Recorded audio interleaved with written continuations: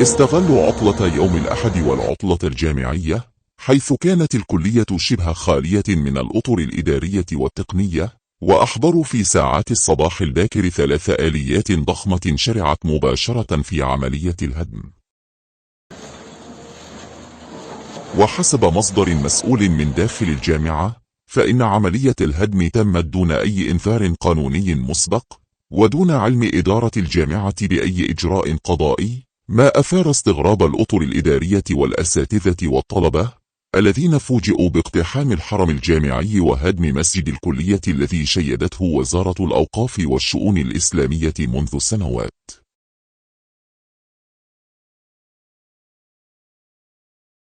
ويذكر أن المسجد المهدوم بني قبل سنوات فوق العقار المملوك لكلية الآداب، بتنسيق بين إدارة الكلية ووزارة الأوقاف والشؤون الإسلامية، وكان يعد مرفقا دينيا رئيسيا يقصده الطلبة والأطر لأداء الصلوات اليومية.